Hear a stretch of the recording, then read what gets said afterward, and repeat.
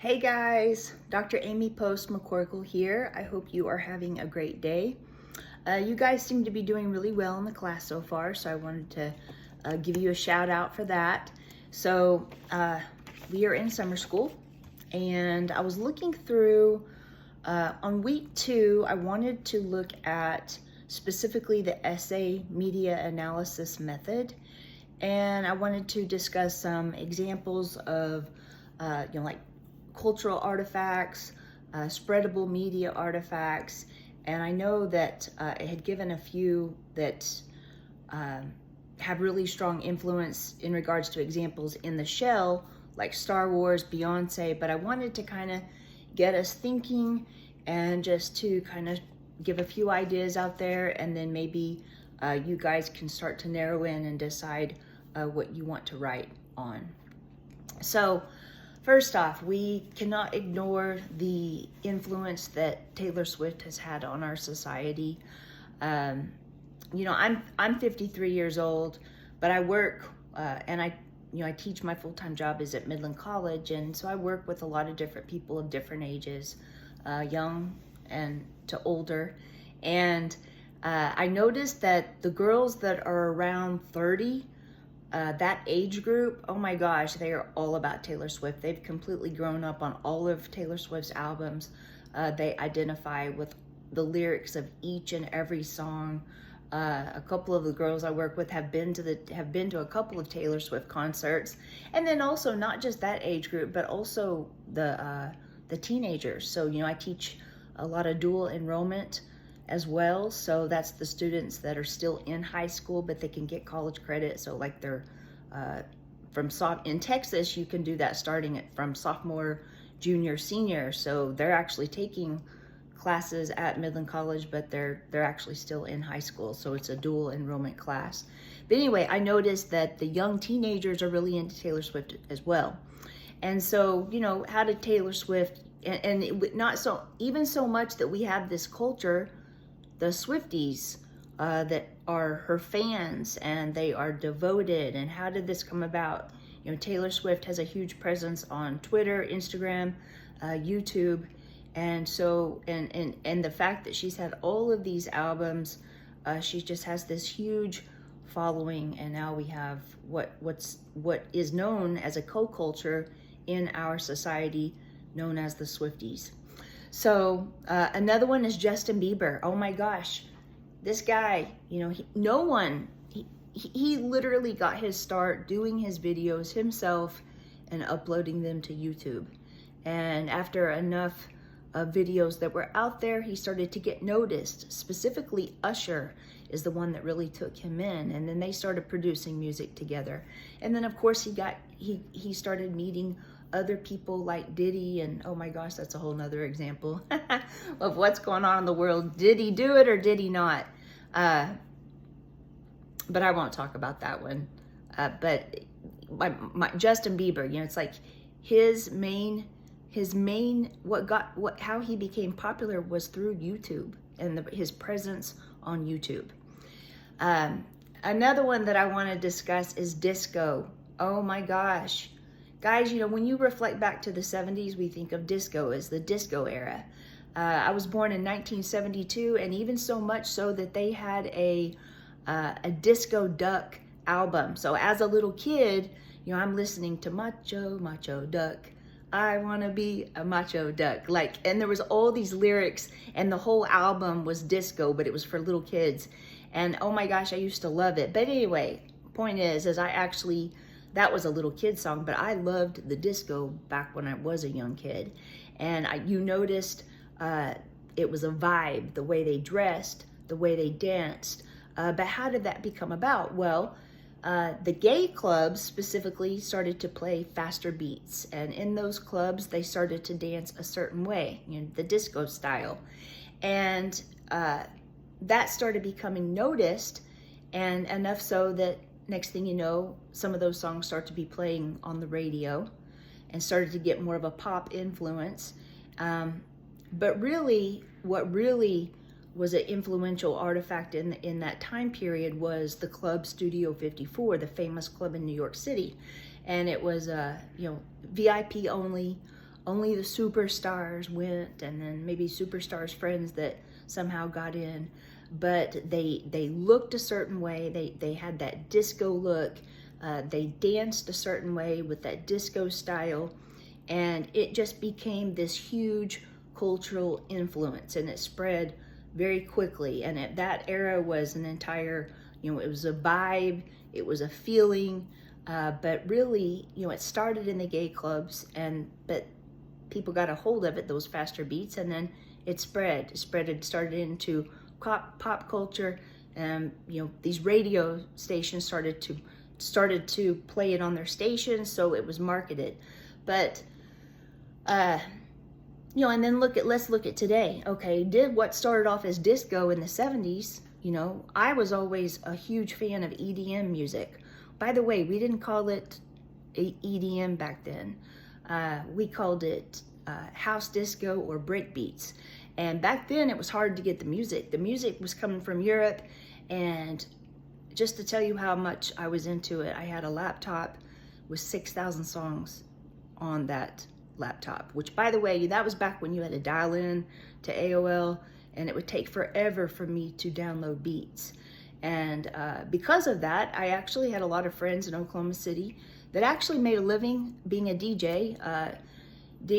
My friend Shannon Sims, who is DJ Desire, she plays out there at the gay clubs in Oklahoma City, and then also at some of the straight, but she's the resident DJ out there on 39th in Oklahoma City. She's made a living out of it. But my point is back then I would sell beats. I had a lot of friends that were always like trying to get me to be a DJ, but I loved the music so much, I couldn't stay off the dance floor. But I loved, back then, if you were to ask me, my favorite was trance music. But then now it's progressed to house disco probably. And EDM can be broken down into dubstep, trance, break beats, the list goes on. House disco, and there's more. But and I've still, even though I'm 53 years old, I have kept up with the music. I don't go out to clubs anymore, but I've kept up with like who's popular, the most recent DJs. But what's cool about EDM music is the best ones, Daft Punk, Gigi Agostino, let me think who else. Oh, David Guetta. Like, these were all people they're all my age. They're all like anywhere from 50 to 55 years old. Those people have been producing music all through, gosh, first time I heard Daft Punk would have been like, I was like 20, and so they're still producing music. So, but that's because they got into it. See, back then that was a scene. It was an underground scene. And then, people, that's what we did growing up. We went to clubs. You'd go to 3 clubs in one night, just go dancing. But it was an underground scene, and then that kind of turned into raves. And then now, how do they appeal to the audience? Well, the younger generation doesn't go out to clubs as much. So now they have music festivals. You'll have a 2-day music festival where you'll go see popular artists and such. So, but disco was the start, and then people progressed off of those beats, which is now, much, to me, I just love it. It's progressed so much and changed so much, and the audio and the sound is so much better. But point is that disco was the start of what we know now as EDM. We used to call it break beats, liquid music. Because you glided on the dance floor, and that was the key, is to glide as eloquently and as fast and smoothly as possible. But okay, so that's an example. By the way, I think that would be a great one to choose, actually, just the more I get to thinking about it, because it really has had such an influence on our society. Another one are TV shows. Friends. Back when I was growing up, I watched Friends and I watched Will and Grace. I've seen all those seasons, and you would wait. You couldn't wait till the next Thursday night when the new episodes would come out. And we would have parties, like all my friends would come over and we'd watch the new episode of Friends. And it's almost as if we felt like those were our friends. The friends, the characters on the Friends shows, Monica, Jennifer, you felt like they were your friends. They would say cute sayings. I have sayings today still that I've incorporated into my everyday lexica that really I got from friends or that I got from Will and Grace. Just cute stuff, you know, like okie dokie artichoke, or one thing's for certain, two things for sure. Gosh, there's so many of them. But, and you know, it's not like I got purposely tried to say them, but it's like every now and then something will come out and I'll be like, oh my gosh, that was totally Friends, or that was totally Will and Grace. But it was those had a huge influence on our society. So, you know, it could be like a certain TV show. Okay, another one is, you know, you guys remember when Kobe Bryant, huge basketball player, and then he ended up passing away from a plane crash, him and his daughter. Well, I really didn't follow basketball. I knew who Kobe Bryant was, but back then, I was in Oklahoma City still, and I can remember going to my on-ground classes at Oklahoma City Community College, and my students, there was such a change in their demeanor for the next couple of weeks after that plane accident. And you know, of course, your goal as a speaker is to connect with the audience. And so, you know, so what is going on here? How is this? I'm noticing this effect on these students. And it's because, so I got into a discussion with my classes, and so many of them were Kobe Bryant fans, and they had grown up with Kobe Bryant. And it's not that they followed basketball. It's not, I mean, some of them, you know, were diehard basketball fans. The others, it was just Kobe Bryant and how he related a lot of things like to the game of basketball, the game of life to the game of basketball. And so I had a couple of students that said, you know, he actually has a lot of stuff on YouTube. And so then I was like, okay, well, I'm going to look into this. And I always try to do that. You know, I listen to a lot of motivational speakers. You know, I follow Mel Robbins, Tim Robbins. I follow Jim Rohn, Tony Dispenza, all these different people. But I started to look into Kobe Bryant, and there's a ton of stuff on YouTube where it's interviews, it's speeches that he's given. And gosh, guys, I didn't even know him, but I actually became such a huge fan of him after he passed away. But still, I did notice the effect on my students. This would have been, I don't even know how many years ago it's been that he passed away. But to me, I really noticed that age group of my college students that were very much affected by him. And it's because they had grown up with Kobe Bryant as a role model.